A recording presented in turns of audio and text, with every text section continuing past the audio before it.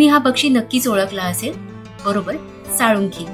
साळुंकी मानवी वस्तीत कायमस्वरूपी वास्तव्यास असणारा हा पक्षी मैना या नावानेही ओळखला जातो. ती भारतात सर्वत्र आढळते. निरनिराळे हवामान व अधिवासामध्ये जुळवून घेण्याच्या क्षमतेमुळे ती उष्णकटिबंधीय व समशीतोष्ण प्रदेशात सर्वत्र आढळते. त्याचबरोबर हिमालयात समुद्र सपाटीपासून सुमारे 2440 मीटर उंचीपर्यंत आढळते. तसेच श्रीलंका, म्यानमार या देशांतही तिचे वास्तव्य आहे. हा पक्षी मध्य पूर्व भारतातील असून त्याचा प्रसार दक्षिण आफ्रिका, मध्य पूर्व ऑस्ट्रेलिया, अमेरिका व न्यूझीलंडमध्येही झालेला आहे. साळुंकी स्टर्निडी या पक्षी कुळातील असून तिचे शास्त्रीय नाव ॲक्रिडोथिरिस ट्रायस्टिस असे आहे. ती आकाराने चिमणीपेक्षा मोठी आणि कबुतरापेक्षा लहान आहे.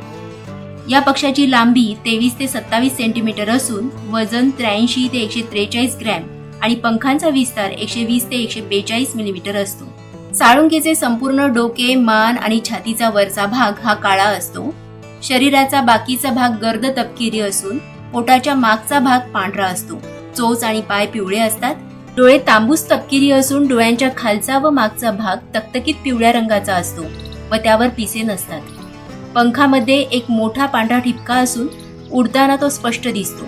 शेपटी काळसर असते. नर मादी दिसायला सारखेच असतात. साळुंक्या जोडीने राहतात. दोघेही एका ठिकाणीच भक्ष्य टिपत हिंडत असतात. साळुंकी फळे, धान्य, गांडुळे, शिजवलेले अन्न तसेच चरणाऱ्या गुरांबरोबर राहून तिथे मिळणारे टोळ व इतर सर्व प्रकारचे किडेही खातात.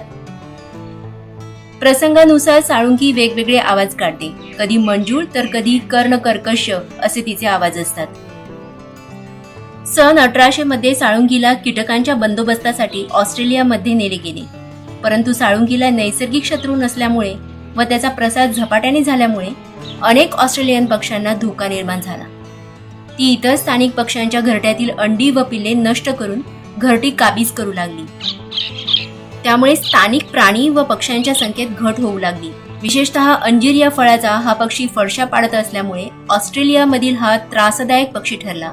त्यामुळे जगातील 140 आक्रमक प्रजातींपैकी ही एक धोक्याची जात आहे असे ऑस्ट्रेलियन शासनाने घोषित केले आहे. साळुंकीचा विणीचा हंगाम प्रदेशानुसार बदलतो. तिची वीण वर्षातून 2 ते 3 वेळा होते. एप्रिल ते ऑगस्ट पर्यंतच्या विणीच्या हंगामात नर मादीला आकर्षित करण्यासाठी विशिष्ट आवाज काढतो. साळुंक्या झाडाच्या ढोली, वळचणीची जागा, भिंतीवरील भोक अशा ठिकाणी कागद, पिसे, चिंध्या, गवत यापासून घरटे बांधतात. मादी तकतकीत निळ्या रंगाची 4 ते 5 अंडी घालते. घरटे बांधणे, अंडी उबवणे, पिल्लांना खाऊ घालणे अशी सर्व कामे नर मादी मिळून करतात. 17 ते 18 दिवसांनी अंड्यातून पिल्ले बाहेर येतात. 20 ते 32 दिवसांनी ती उडू लागतात. ती 3 आठवड्यांची झाली की घरटे सोडून जातात. 9 ते 12 महिन्यांनी पिल्ले प्रजननक्षम होतात.